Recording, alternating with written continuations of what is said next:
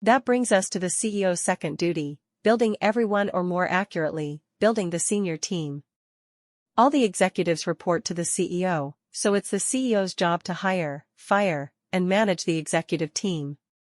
From coaching CEOs, I actually think this is the most important skill of all.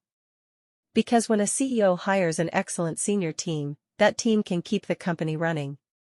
When a CEO hires a poor senior team, the CEO is up spending all of their time trying to do with the team, and not nearly enough time trying to do with other elements of their job. The senior team can and often does develop the strategy for the company, but ultimately it's always the CEO who has the final go-no-go decision on strategy.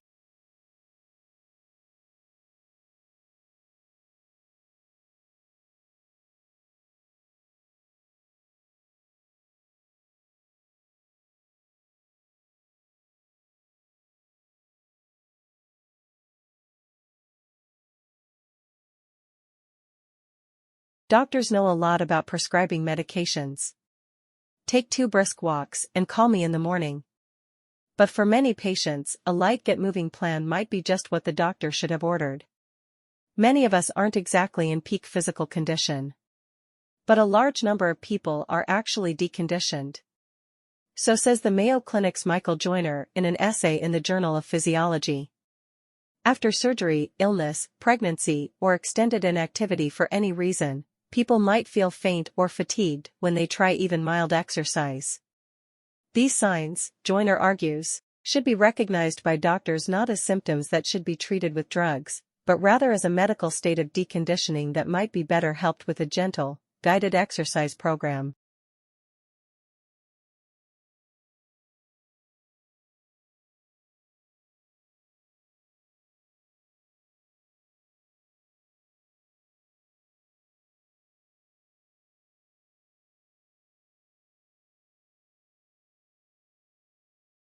Life in the UK 2012 provides a unique overview of well-being in the UK today. The report is the first snapshot of life in the UK to be delivered by the Measuring National Wellbeing Programme and will be updated and published annually. Well-being is discussed in terms of the economy, people, and the environment. Information such as the unemployment rate or number of crimes against the person are presented alongside data on people's thoughts and feelings, for example, satisfaction with our jobs or leisure time and fear of crime. Together, a richer picture on how society is doing is provided.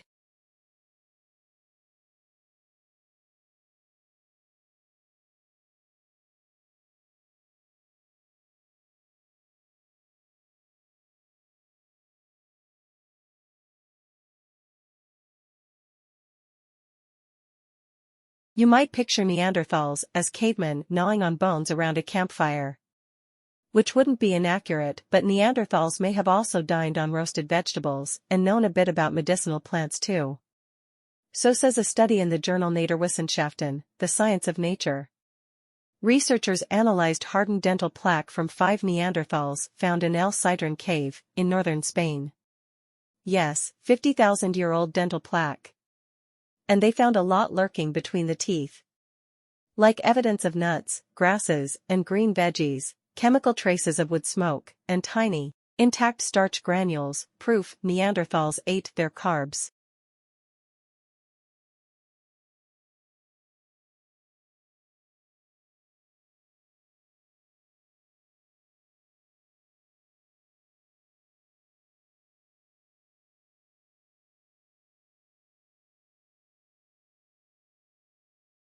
For 4 centuries, the Viking declined. The people of the Shetland Islands off the north coast of Scotland continued to sell their goods through the North European Hanseatic League. The Hanse's merchants bought shiploads of salted fish, and in return the islanders got cash, grain, cloth, and other goods. This lasted until the Act of Union between Scotland and England in 1707. This act prohibited the Hanse merchants from sheltering with Scotland. Consequently, Shetland went into an economic depression. The independent farmers of Shetland had to sell their land and were then obligated to pay rent, eventually becoming serfs.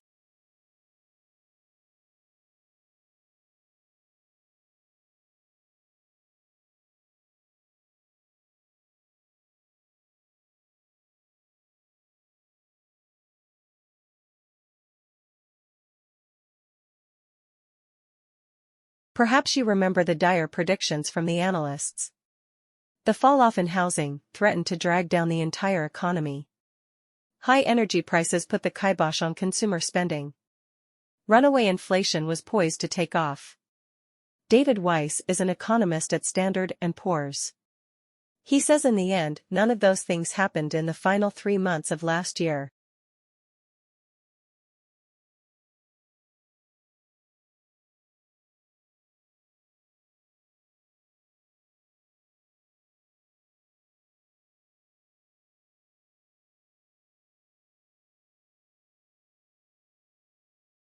One of the things that people have said about agriculture is that on the whole it's more labor-intensive than hunting and gathering, and that's one of the reasons why people have looked to explanations which, you might say, are kind of corrosive factors, that people have been forced into agriculture because they had no alternative.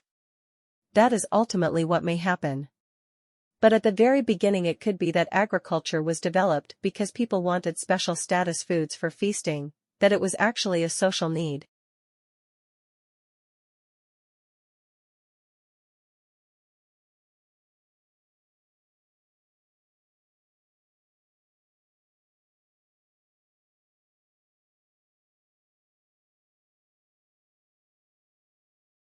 I mean, how much of what we do in our lives is generated by competition with others?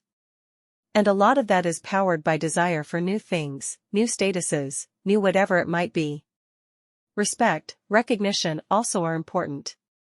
And in small-scale societies a lot of those sorts of factors are generated by the ability to, for instance, throw feasts. One possibility is that some of these foods that were being grown were actually intended especially as feasting foods.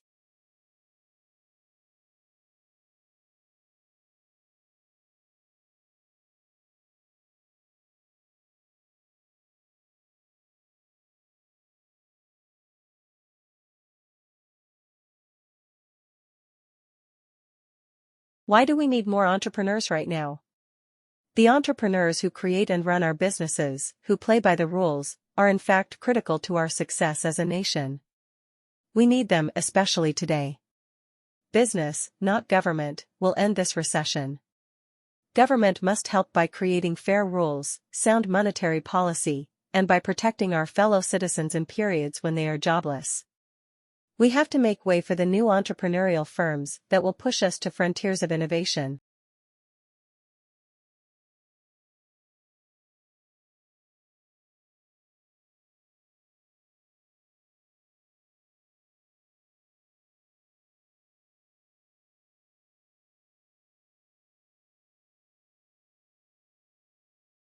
It's not easy being yellow. Bananas now face 2 separate fungal epidemics, which threaten to pluck the fruit off of our tables. Fortunately, researchers have now sequenced banana DNA, producing the genome of a banana variety that may hold the secret to defeating the diseases. The report is in the journal Nature. Today, half of all bananas, including the ones you probably buy, belong to the Cavendish variety, whose popularity stems in part from having no seeds. But this trait also removes sexual reproduction from the equation.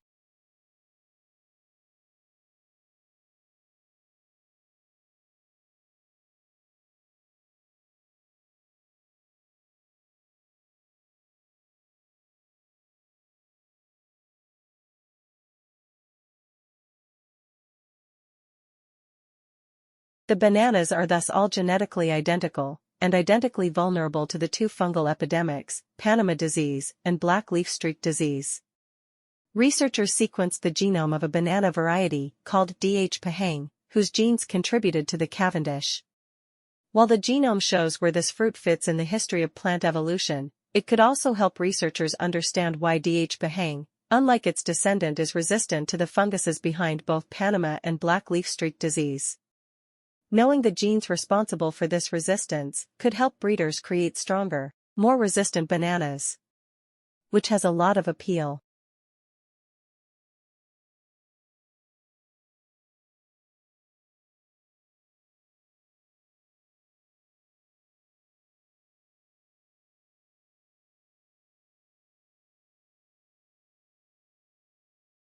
Interesting sound. I would have guessed a Wild West performer was practicing with a bullwhip while also vacuuming. But no. That sound is apparently produced by the aurora borealis, the northern lights. Since 2000, researchers at Finland's Aalto University have been collecting audio, as part of what's called the Auroral Acoustics Project. Folk tales have long held that the lights also produce odd sounds, but the claims were hard to prove. And some researchers thought that any noises produced by the energetic particles that cause the light show would be far too high in the sky to be heard on the ground. But the latest results indicate that at least some sounds are produced very close to the ground.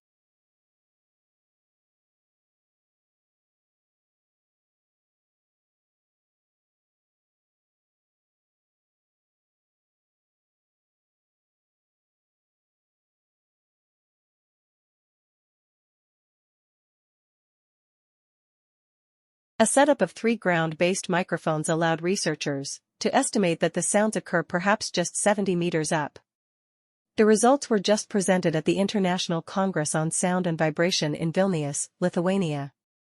More information about the sounds of the northern lights could lead to a more complete understanding of the phenomenon, so if you see an aurora, keep your ears open.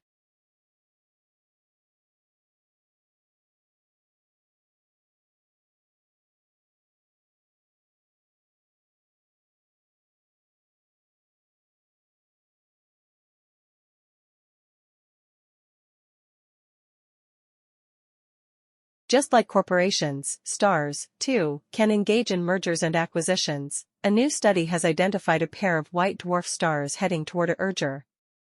White dwarfs are the hot, super-dense remnants of spent stars. In a binary system called J0651, 2 white dwarfs circle each other very rapidly. The binary pairing completes an orbit in less than 13 minutes. And that already rapid orbital dance is speeding up as the 2 white dwarfs spiral in on each other. Each year, their orbital period shrinks by 0.3 milliseconds. That's actually a pretty dramatic change on astronomical timescales. In about a million years, the white dwarfs will get so close that the larger one will start to cannibalize its smaller companion. Before long, the 2 stars will likely become one.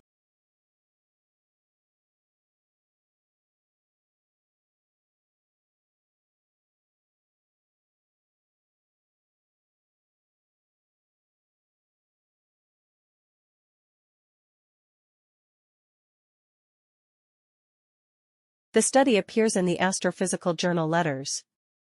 The tightly wound white dwarf binary should also be radiating gravitational waves, ripples in the fabric of space and time. But today's gravitational wave detectors are not sensitive enough to detect them. That's okay, astronomers have another million years before things get really interesting to build an instrument that's up to the task.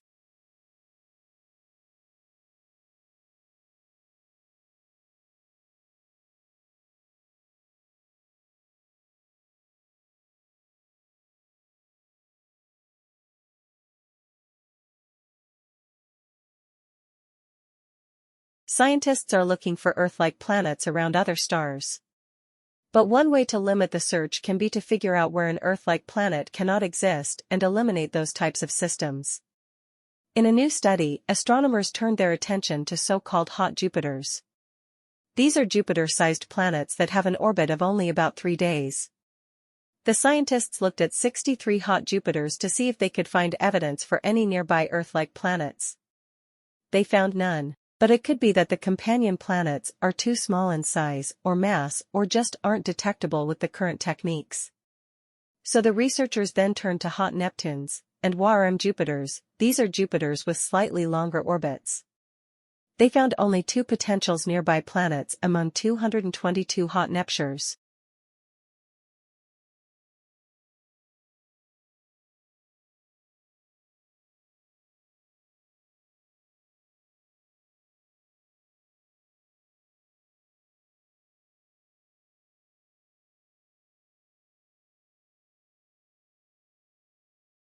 Tens of millions of sharks are killed for their fins each year.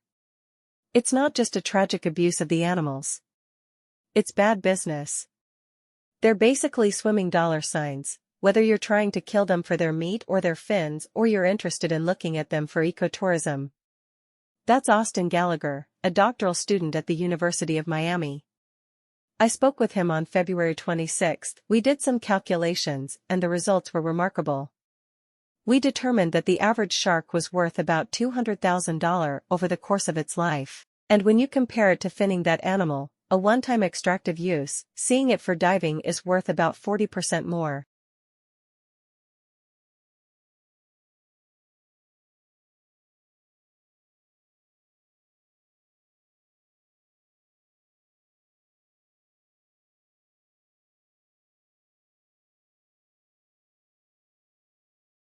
One day the banana is perfect. Bright yellow, firm, flavorful. But even within that same day brown spots appear on your perfectly ripe banana, its flesh turns mushy, and it's destined for the compost or at best, banana bread. But scientists are developing a way to extend the life of ripe bananas. It's a spray-on coating made from chitosan, a substance found in crab and shrimp shells. The new gel can be sprayed on bananas to slow the ripening process by up to 12 days. Like other fruits, bananas remain alive after being picked, and it actually continues to respire. This means that they take in oxygen and release carbon dioxide. The more the banana breathes, the faster it ripens and then rots.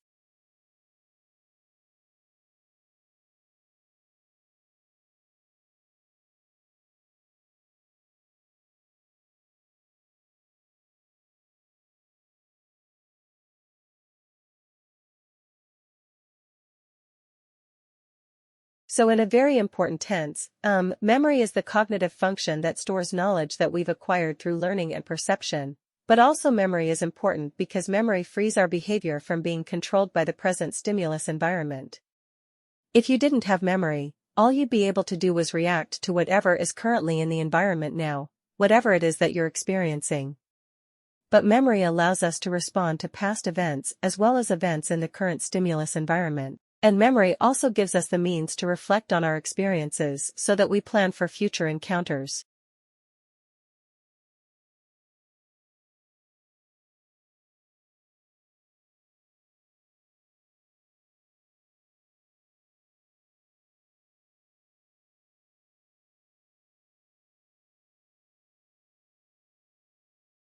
My hero is Marie Curie. She was a Polish physicist and chemist working in France, and she did conduct pioneering research on radioactivity. She was also the first woman who won a Nobel Prize. Marie Curie is my hero because she showed a lot of determination in following her career path and her passions. She also showed a lot of patience in working for years to receive results from her experiments. And Marie Curie, she designed and built the first mobile X-ray machines. She worked on the front lines of the First World War along with her daughter saving soldiers.